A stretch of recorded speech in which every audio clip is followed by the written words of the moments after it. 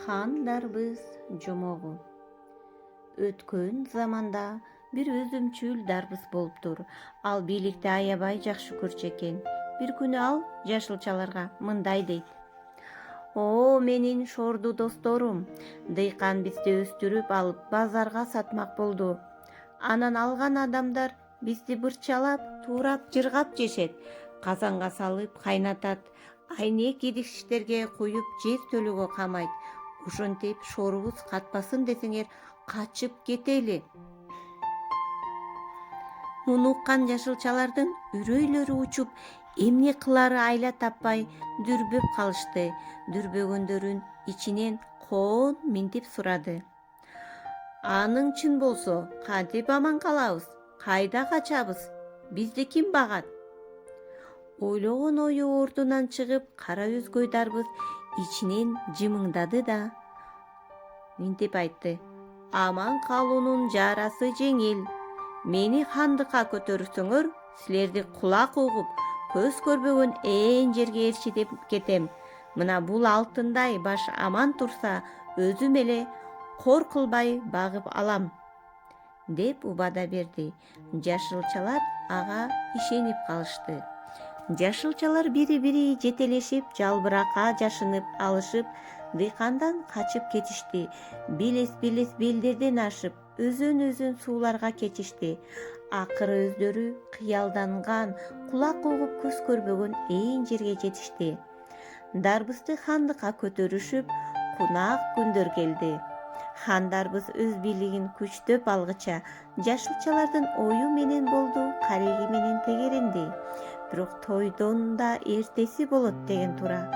Баягы ак көңүл, боорукер, элпек көрүнгөн хан дарбыз эми ач көз, кара өзгөй, каардуу хан болуп чыга келди. Башына күнөстүү сууга кенен жерге отурукташкан жашылчалар таштак жерге көчүрүштү. Ал жерлерди хан өзү ээледи. Көзүнө эмне жакшы көрүнсө, ошону алды. Эмне даамдуу болсо, ошону шимирди. Бат эле чандайы семирип, эки бети салаңдап чыкты. Жеп ичкени аз көрүнүп, хан дарбыздын ач көздүк араны ачылды. Башка жашылчаларга тамчы суу бергиси келбеди. "Эй, дарбыз, хан көтөрсөңөр эле силерди өзүм багып алам деген убадаң качан аткарасың?" деди тамыры кургап, эркинче өсө албай чаңкап турган ачуулуу пияз. "Менин жанымды кейитип, денемди жеп жаткан чака куртту алып таштачы" деп жалдырады картошка. Суу, бир тамчы суу берип койчу, өзөгүм катып курап баратам" деди бадыраң ыйламсырап. "Дарбызга ишенип, боорукер дыйкандын качып келген бизге да чала болду көрүнөт. Эми күнгө күйүп, тукум курут болобузбу" деп үшкүрүндү коон.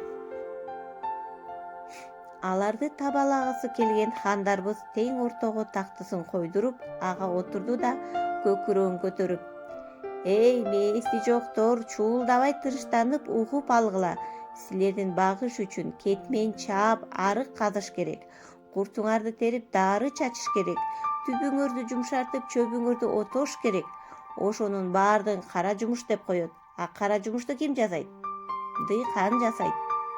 Өзүңөр шайлаган мени хан дарбыз" дейт.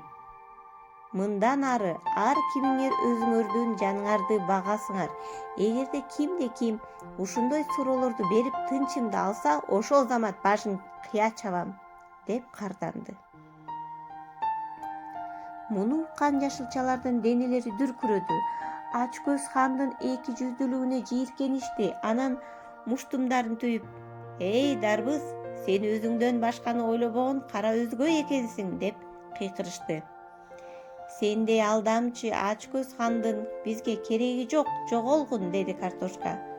Туура жоголсун" дешти калган жашылчалар да. "Достор, ач көз ханды чөлгө алып барып таштап коелу. Өз энчисин ошол жерден алсын" деди коон. Ошентип эки жүздүү алдамчы дарбыз хандыктан түшүп, чөлдө жалгыз калды. Жашылчалар кайра ээрчишип, дыйканга келишти. Иштин жайына түшүнгөн дыйкан аларды кечирип, кучак жая тосуп алды.